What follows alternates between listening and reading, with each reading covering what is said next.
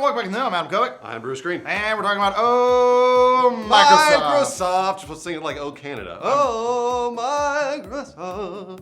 Your console's really green. We're American. Microsoft suddenly like your stepdad who wants to buy your love. Yeah, that's great. It's hard when mommy and daddy fight, kids. We know all about that. Yeah. They say it's not your fault, but as you hide in the closet to get away from all the constant yelling, you know it really is. Jeez, you're ruining a lot of kids right now. That's Yeah. why it feels great when your new dad, Microsoft, comes in with trips to Disneyland, battery-powered Hot Wheel cars, and brand new iPads. We're making an analogy here. Yeah, this is all a very long analogy. Stay with us. So anyway, that's right. All you video gamers out there, Microsoft is ready to buy your love, and boy, are they doing a good job. Yeah, they really are. Right, first news story, Xbox One controller wireless support coming to Windows. I like that. Yeah, so we know the Xbox One controller works wired on your PC, Right. but why not wirelessly? Because whatever, fuck you, that's why. Well, Microsoft just announced that later this year, they'll be delivering a wireless adapter that will let you use current Xbox controllers and future devices wirelessly on your PCs. What kind of future devices are they talking about, Lawrence? They haven't said yet, really. Basically, they're just promising that any future peripheral support for Xbox will also be supported on Windows 10. How much will it be, Lawrence? They haven't said either. I remember the wireless 360 adapter was like $40. It's not cheap, but you know, if you're a PC gamer, you probably have money to throw around. Years later, it went to like $20 on Amazon. I have one in my living room. Well, that's the first kaboom from Phil Spencer. Thank you. Kaboom! The next news story, and quite possibly the weirdest rumor of the day, NeoWin is reporting that sources are telling them that Microsoft is, quote, looking to launch a hardcore game controller at E3 2015. It's just nails that go through your hands. Hardcore. That's pretty hardcore. So those crazy sources also say that they are going after their loyal customers who love FPS and driving games with this mighty hardcore peripheral. It's possible it could be revealed at E3 this year. Okay, sure. But that's only if the project gets a green light. Lawrence, what could they possibly add to their controller? We really like it already. Yeah, it's hard to say. Some third-party manufacturers make hardcore controllers that have stupid little paddles on the bottom or little screws that reduce the range of action of the triggers. What about a turbo switch? Sure. Is that even useful anymore? No games need turbo. What about a controller that has a Game Genie that you pop in? Game Genie turbo That's switch. not a I think controller. It's like a mini tub filled with goo for your hand, and you slide your hand into the goo, and then you think, and it does what you want. I was just imagining a giant yoga ball that you just roll around with your stomach. Your trackballs. Maybe they will finally reach the perfection of this concept controller. You remember this one? This is a beautiful controller. I saw it come up on the teleprompter, and it was just a Google image search, and I knew immediately what it was. Next up, Battletoads will be in Shovel Knight. What the hell? Let's explain this one to everybody. Lawrence, you explain it. Oh, fuck! The fighting frogs are back! Who cares? The attack amphibians are returning! What? Who cares? Ah! No one. No one even knows what that is! That's so long ago. The only kids that know that are the ones that were calling GameStop for a stupid-ass prank.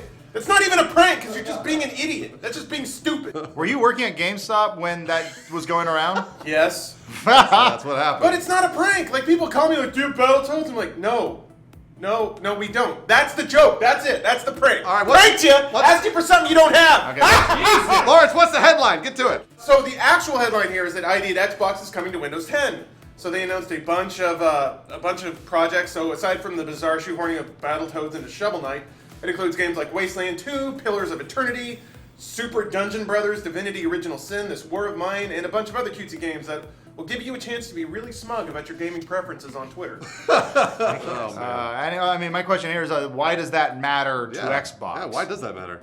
Well, because Microsoft also announced Windows 10 and Xbox One cross-play and cross-buy. Okay, that's really cool, actually. That's really cool. Finally. Yeah, so this is a big problem that was on Windows 8. I remember having to buy one game on the Windows Store, and it wouldn't work on the Xbox. Looks like they're finally fixing that. Yeah. So details of these features are slight right now, since Microsoft is probably still convincing developers to get their asses on board with Windows 10. Regardless, the feature sounds like what you'd expect. With cross-buy, a single purchase will unlock the game on both Xbox One and Windows 10. As it should Finally! be. Jeez, finally. Fucking hell, Nice man. job. So right now, only 2 games have been announced that support this. Pinball FX 2. Yeah! Okay. And the upcoming MOBA Gigantic. Okay. Which looks pretty cool. I've seen some gaplay of it. Sure. I think it might be at PAX, but either way. It says Jianji. It's actually gigantic. He got it right. The script got it wrong. I actually play video games and read about the news on I my free read time. it on the teleprompter.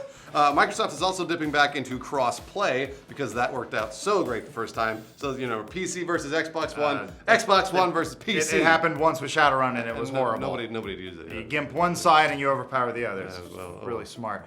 So Microsoft seems more invested this time around since the list of games will support crossplay is much longer than, the one from last time. Lawrence, what are those games?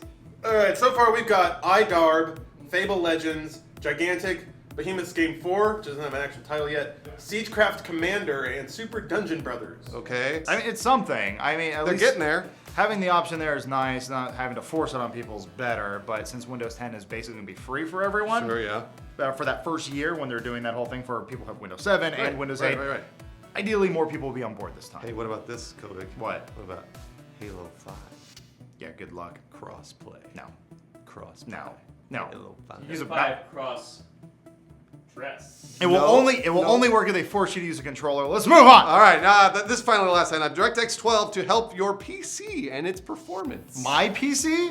Your PC. My PC? You meant Xbox One performance, Phil Spencer, not PC. Oh, actually, wait, no, you didn't. Wait. The internet just thought that's what you said. So hold on. So while speaking at a GDC panel about the future of Microsoft's gaming ecosystem, Phil Spencer said, quote, DirectX 12 will not only improve CPU performance by up to 50%, depending on how a game is developed, as previously announced, but it will also boost GPU usage by up to 20%, as revealed by tests done with Fable Legends. That's really, really good by DirectX 12. Huge. Fable Legends is the barometer. I mean, so people flipped out and thought that meant the Xbox One would also improve its graphics by 20%.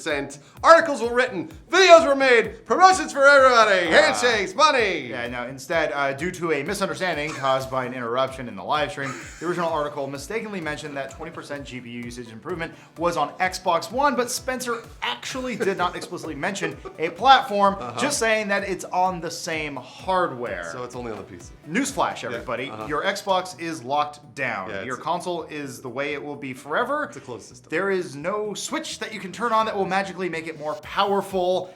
That's on the game developer to just make the games run better on the platform that they're on. Shut up, Spool! PC Switch is just money. That's not, you can't be smug about that. You can't just buy parts and say that. They're arguing in the other room. I know. They're arguing in the other room right now. What about that Pop-Tart that I shoved in the disk drive? What's that gonna do? It's gonna taste good in a few months. Yeah, it'll be real good. You Yum. might get some ants in the Xbox One. Spool, you're gonna buy that $1,300 Titan? No, I'm not. So I guess the question we're going to leave you guys with here is this Microsoft's turning point? Are they finally winning people back after the... They've really been trying, man. I mean, they had the subpar opening out of the gate, and it looks like they're trying really hard to win everyone back on the PC and the console side. Yeah, that's true. So our question for you guys is, do you love Microsoft? Lawrence, do you love Microsoft? I do, actually. Oh. I think everything they've been doing has been right this time around with games for Windows.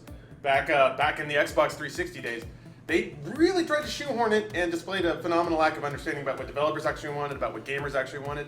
This time around, they're actually giving people what they want. Like, buy it once, have it on every platform, crossplay, controllers that work. Like, these are things that gamers actually care about. They don't care about big, floaty, shitty interfaces that require you to put in stupid CD keys multiple times. Yep. This is the thing that we wanted 5 years ago, and they're getting there. It's a little late, but they're getting there. Yeah, they're doing their best. And obviously, lowering the prices and all that other stuff. So those are all very important things for Microsoft to do. However, PS4 is still walloping them in terms of sales. Right, they have a lot of catching up to do, and once again, that's the thing I've preached all my life is capitalism is good, competition is good, and when one guy is losing, he's gonna do whatever he can to win your dollar. Yeah, exactly. So I think in the end, we all win. Yeah, that's true. So please like and subscribe to The Know if you want to watch more of us and more of Ashley and more of Meg. So thank you for watching. Yeah, we'll see you at PAX. Bye-bye.